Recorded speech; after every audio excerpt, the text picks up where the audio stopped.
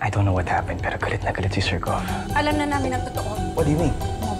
Ang pa kayong dalawa? Kayo ng fake na Venice na yan? Tama pala yung kutob ni Nora. May tinatago si Mang Venice. Palayasin mo yan! Layas! I am demoting. From now on, lalagay kita sa field. Mas ang importante, tapos sa lahat ito, tahimik na ulit yung mga buhay natin, anak. Oh, yung tablet ko naiwan ko kay Francis! I'm done with this marriage. Ate Denise? Wala hanapin pa kasi hindi na ako babalik. I found someone else.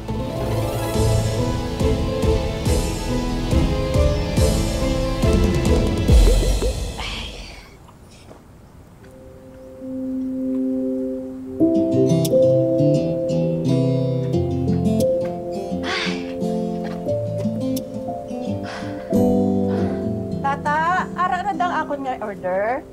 Opo.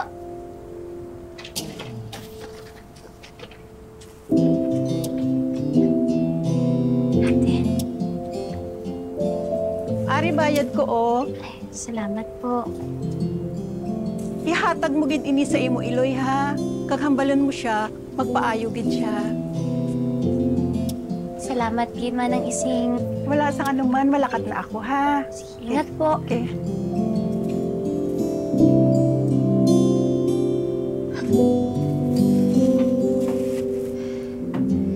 Ay, Jampon. Alam ko na kailangan mo bumiyahe ngayon, pero sinamahan mo pa rin ako maglako. Baka ba? Di ka na rin naman na iba sa akin. Saka, masaya ako na bumalik ka na. Hindi ka na mahirapan magpanggap dun sa bahay ng mga mayayaman. Sus! Jampol talaga!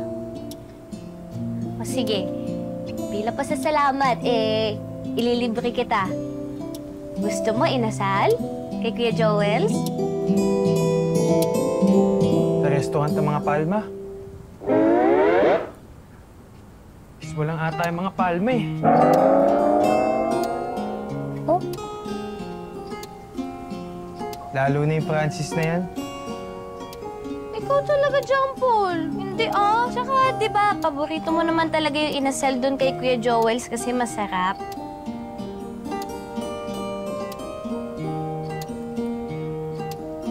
Sa bagay, malapit na rin naman na tayo doon sa Juarez branch nila. Sige, hindi na tayo punta. Oh, payag ka din, Paliw. Tara na, dali.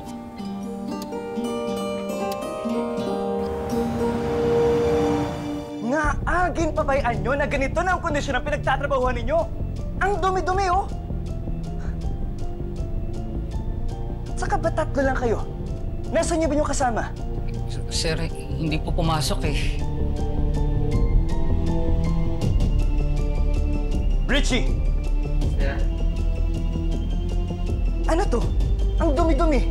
Bakit si Sir Francis na hindi pa manage dito? Hindi ba siya yung tagapagmana ng mga Palma? Oo. Tsaka, di ba kayo nangyari? Eh di, siya yung mga manager natin? Nasaan yung dating manager? I need him for the turnover. Nabagahan siya po ng barangay eh. Paano po? Naglasing, nag-inom, at nagwala po sa beer house.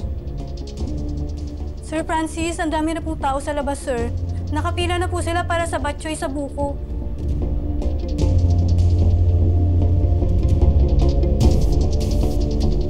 We have no choice.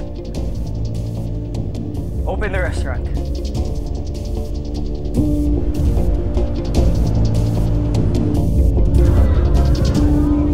Sir, ang daming tao! Paano yan? Hindi pa na kami naturuan kung paano lutuin yung batchoy sa buko. Sir!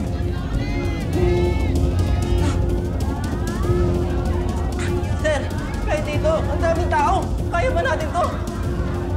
Magbubukas na ho ba tayo? Kinabahan ko sa mihon, tao. Juarez branch is on the brink of closure. Competent ang manager at mga staff. Now, make it better.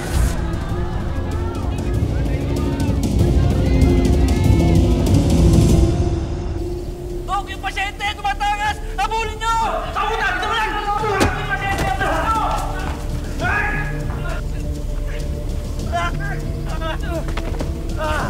Turukan niyo yung tatakang na yan! Maniwala kayo sa akin, hindi ako baliw! Dali! Turukan niyo yung tatakang na! Hindi ako baliw! Turukan niyo!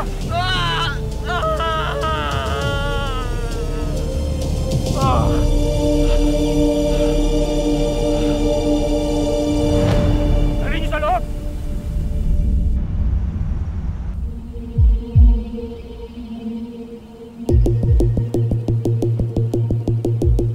Ano? Ito na ba yung inasal? Malamig na yung laswa ko.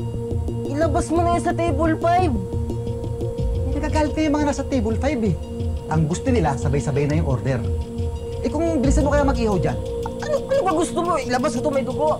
Ingot. Ang tao na to.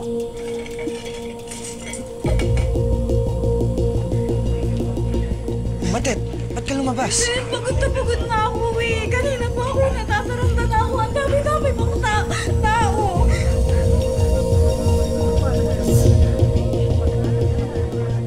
Excuse na po, ma'am, sir. Excuse na po, ma'am. Pagkiraan lang po. Hello, sir. Ano pa yung order niyo po? Ang bihirang buhay ito. Ba't nauna pa yung pagkain yan? Mas nauna kaming umorder ah. Sir, ito po talaga nakalagay sa order slip eh. Anong order slip? Sir, Mas nauna ako dyan eh. Boss, para-para lang tayo nagbayad dito. Kung gutom ka, mas gutom din kami. Hintayin nyo na yung order nyo. Down na lang kami. Pusa baba mo! Di ko kinakausap ko ah! Sandali! Ano? Ano? Sandali! Sir! Bakit po? Napakawali ito ah! Sir, kalma lang, kalma lang. Wait lang. Wala po. Please. Sir, please. Calm down. Sabihin niya. I'm the manager of this restaurant. Baka naman madadaan natin ito sa malumangin na usapan. Kalma lang. Ikaw ang manager. So ikaw pala may kasalanan nito. Sir Francis? Yung ginagawa niyo mo ako nandito. Sir, please, calm down. Susunod, ayusin mo yung palakad sa branch mo. Sorry, sir. Ang po po Saan yan. ka ba eh? Pasensya na, sir.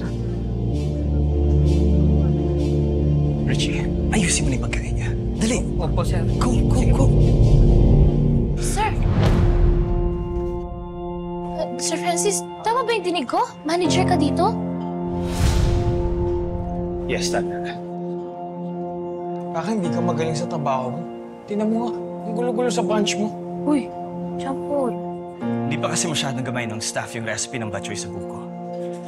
Tapos hindi ko sinusupot ng dating manager. We're understaffed. In other words, problemado kami. Sir, gusto mo tulungan kita? Tata, you don't have to. Eh sir, tingnan mo nga nag-aaway-aaway na sila oh. Kaya tutulungan na kita. Ay, kuya! Yes, ma'am. Mayroon po kayong extra apron? Opo, sa locker room po. At kunin ko po kuya ah. Sige po. Tara kuya. Ano? Ha? Hindi po kuya, ate po. Ay, sorry ate, tara. Sa takarumi. Sorry naman.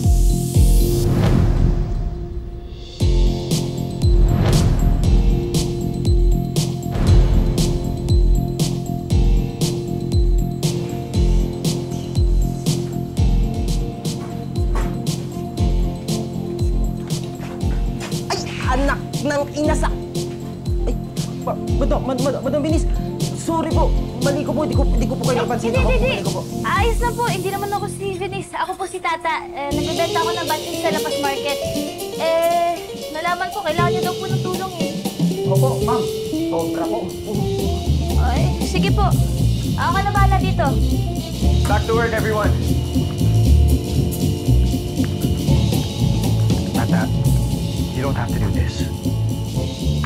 Sir Francis, recipe ko to. At gusto ko talagang tumulong. Basta yung tulong na lang talaga na kailangan ko, yung sa may mga kaldo. Saka, Kuya, anong pangalan niyo po? Kuya Dencio. Tapos Kuya... Berting po. Kuya Berting, kayo na po bahala sa pag-iihaw. Tapos Sir Francis, nung ka sa kaha. Dali. Ako? Oo. Kailangan magpakita ka sa mga customers para kumalma sila. Pakita mo nga lang yung dimple mo, kakalma sila eh. Tingin nga. Sige pa. Laliman mo. Malalim talaga. Sige pa. Sige na, dali na. Doon ka na. Okay, back to work. Let's go. Oh, yes, boss. Yes, boss. Tara po.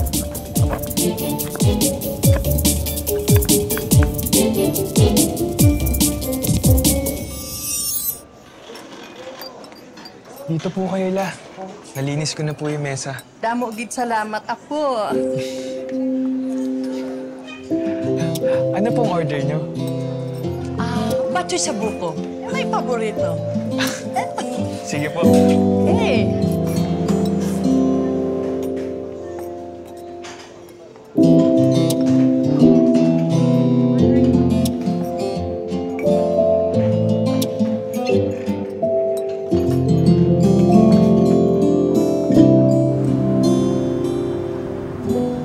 Ate, from now on, we gotta be more careful, ah. Hindi talaga titigil yung Ivana na yan, eh. At pag nalaman niya yung tungkol sa amin ni James, masisira talaga kami ni Francis. Akainis. Speaking of Venice, hindi pa rin nakikita yung tablet ko. Tingnan mo, isa pa yan. Hirap buhay ko, ang daming problema. Ganito na lang, Venice. I will take care of the tablet. You go to your husband. Tatawagan ko na lang si Manang Vilma.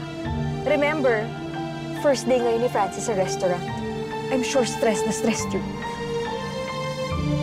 Kailangan mo bumawi sa kanya. Sa totoo lang, kasalanan mo naman kung bakit siya nadiputi. Pinagtakpan niya yung paglalayas mo.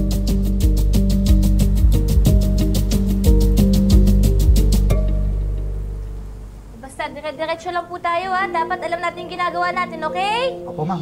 Kuya Berting, kamusta po yung mga manok? Malapit na to, madam. Ganadong-ganado yung mga manok. Uy, ganadong maluto, madam. Ganadong maluto? Yun, masarap to.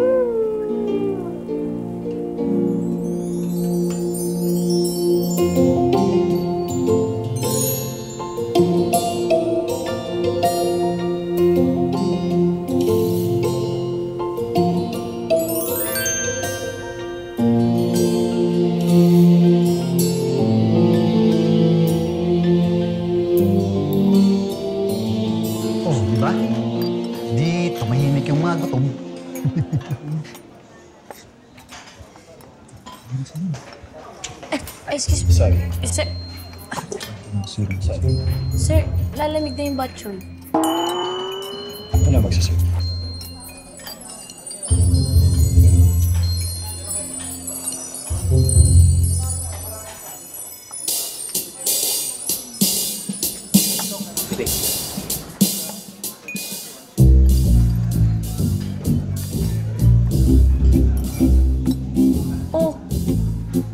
Sinabi nila magpapatente ako kayo dito. Sana nagpa-games muna ako sa mga customer. La, ang init ng ulo mo, mainit pa sa kusina.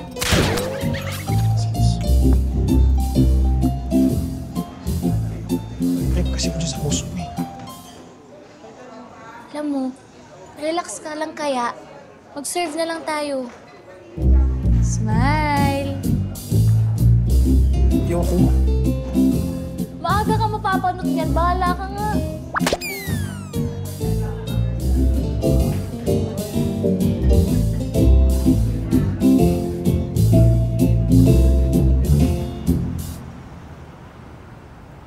Dahil naubusan tayo ng pagkain sa restaurant, treat ko para sa inyo. Kain tayo. Oo, sige, game. Kain, tata. Thank you.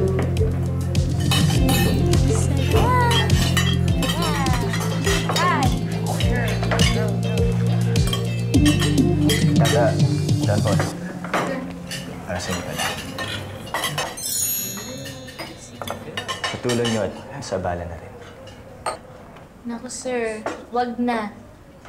Isipin mo na lang tulong kaibigan yung ginawa namin. Kaya, hindi namin kailangan naman.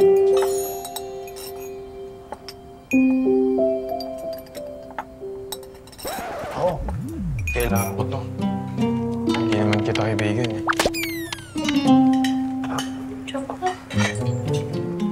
Bakit? Tago ko na to, baka madali pa to dito.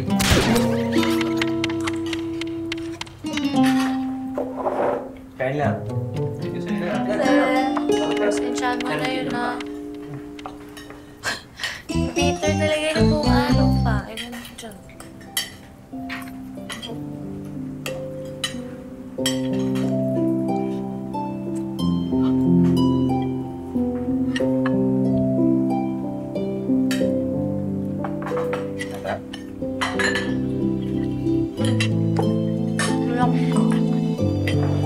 Sorry.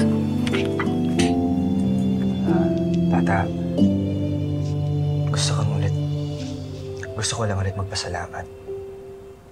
Thank you not shown up. Siguro mapapagalitan na naman ako ni Sir Gov. Alam mo, sir, dapat kasi, lakasan mo yung loob mo. Mahirap sa kusina pero nakita ko kayang-kaya mo naman eh. At alam mo, kaya mo din nakunin ulit yung loob ng mga magulang mo. At kapag pinanghinaan ka ng loob, sabihin mo na sa sarili mo, may ara ka sa gusto. Operahon mo gintanan para makuha mo. Yun yung motto namin ng pamilya ko.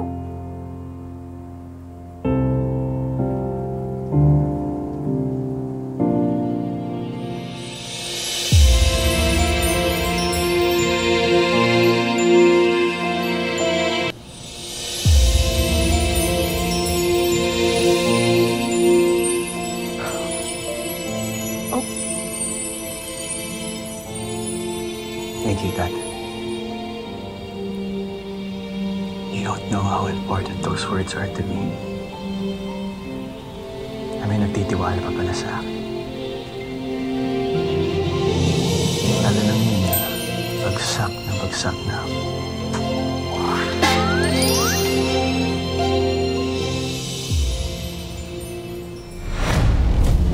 Mga hayop kayo! Maglandi ka talagang babae ka! Ha?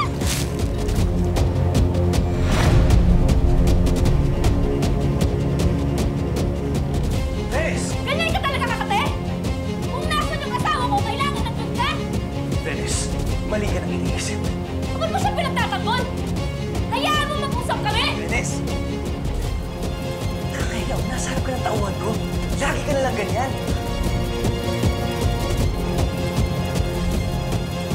Ano nangyayari dito? Tata! Wala ka talagang kadala-dala! Wala. Di ba pinalayas ka na sa kusina mga palma? Pati mo naman sa trabaho, susundan mo yung asawa ko! Hoy, Francis. Awatin mo yung asawa mo, ah. Ako ba yung may mali? Venice, tumigil ka na! Stop it! Manahimik ka na kasi wala kaming maling ginagawa ni Tata. Tumigil ka na!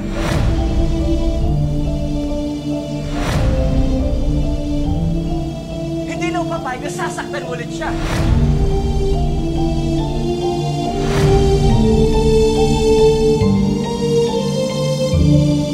Tata,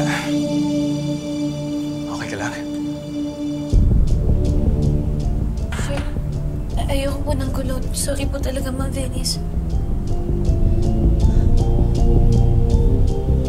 Let's go, Venice.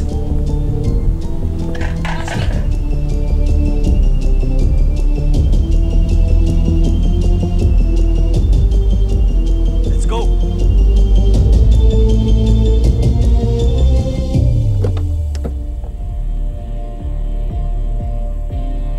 Alam mo, Venice, I don't know how else to explain things to you. Lahat na lang iniisipan mo ng masama. Then just admit it. Just admit that you're cheating on me with that girl. Eh, wala naman akong a-admit. Kasi wala kaming tinatago ni Tata. Okay, whatever. Ayaw na kita kausapin. Umalis ka na nga. At since pabor ka naman sa babaeng yun, edi go. Uwi mo na ako kay Mommy. Please, get away!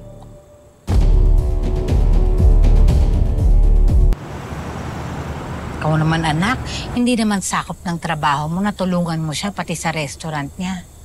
Pero ginawa mo pa rin. Eh kasi naman, Nay. Hindi ko po natiis eh. Ayoko naman po makita na nahihirapan po siya. Umami ka sa akin, Ga. Gusto mo na ba siya?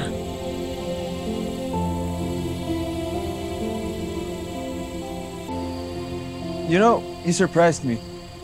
Bigla mo akong inaya, tas dito pa? Ano meron?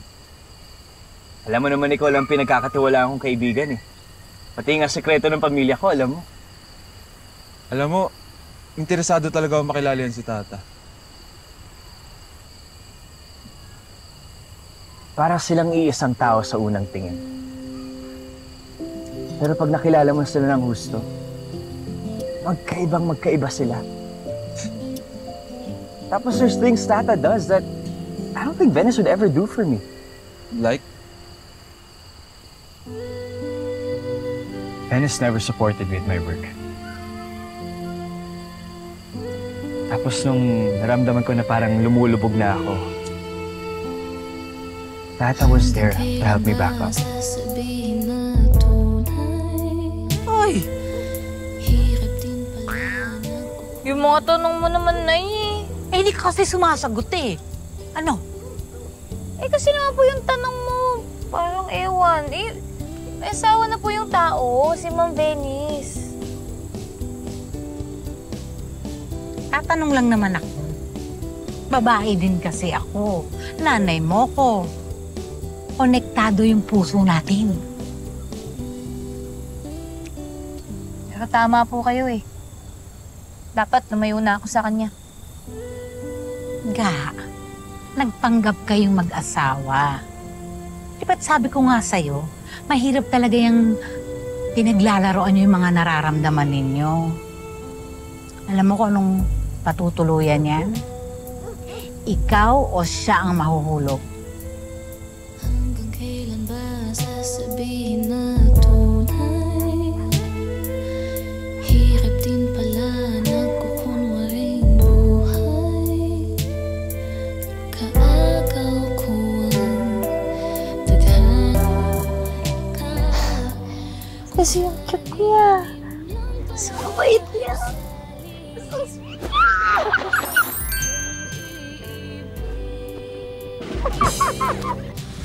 Di mo ako niligtas at tinulungan eh. Sana wala kang sugat ngayon. So, kumain ka na. Sakit nga yung tigaliran ko. Nga, ako na. Nga. Oo. Yan. Manamit? Manamit. Alam mo nung una, akala ko problema lang ang dadalhin mo sa akin. Pero nagkamali ako. Kabuot sa imo. Swerte kung sino mang mamahalin mong tao, Tata.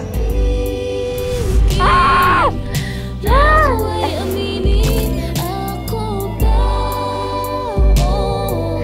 Siya ang iyong hangarin. Okay, hirap makihati sa Kasi ang sweet niya. So pogi niya. Hindi ko na kaya. maging ang mundo ay masalit.